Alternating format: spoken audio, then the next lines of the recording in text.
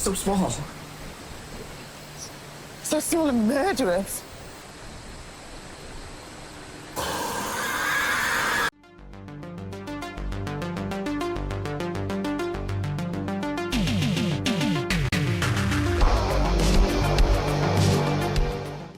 Hi, this is the Professional Amateur Hour coming to you with another review.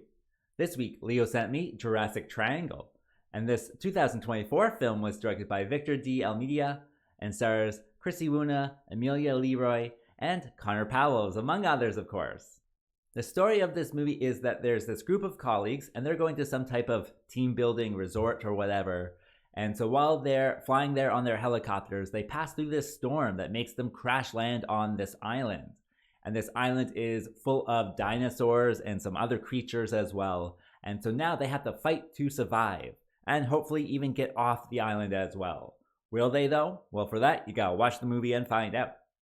Alright, so let's discuss this movie. Well, with this movie, it is a low budget one, I think coming out of the UK, but I can't be sure. Especially with like the likes of Chrissie Wunna, that's kind of why I'm assuming that. This is like a few months out, I think, from the release, so I don't have much information to go off of. But with this low budget one, you know, the budget is low and it shows, and I liked it for it, that's for sure. It is just so cheesy when they have all this like cheesy CGI in there, especially with the helicopter. The helicopter is like the first thing that I burst out laughing at. And then with the monsters themselves, the dinosaurs, they look perfectly fine. They actually have a lot of CGI in this one, so the dinosaurs work well.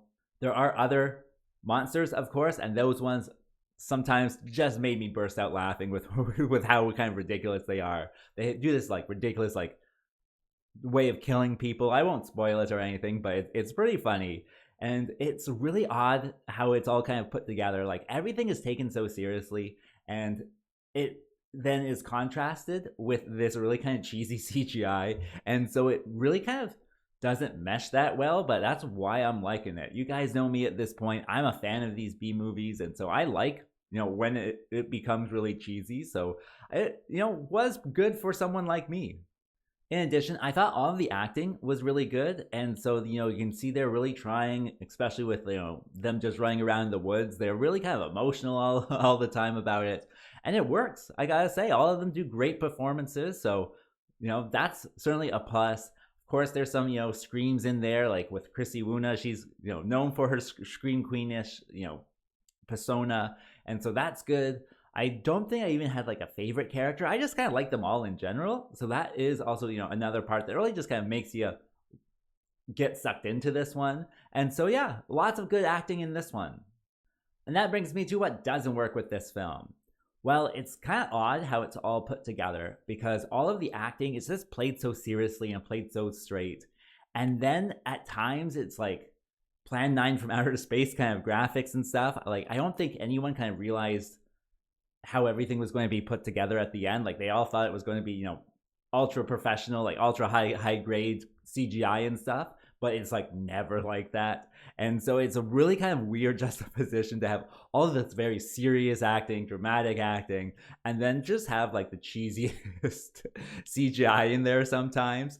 And it just works for like the fun of it. For B-movie lovers, you're going to love that aspect of it. For modern day audiences, like just general audiences, I'm going to say that's probably in the negative category, but like that's what I liked about it. So it's one of those things where, you know, it's the same side of a different coin is how I'm going to explain it. So I enjoyed it, but, you know, other people are not going to enjoy it for that aspect. Other than that, I think with this one, it's all ADR'd.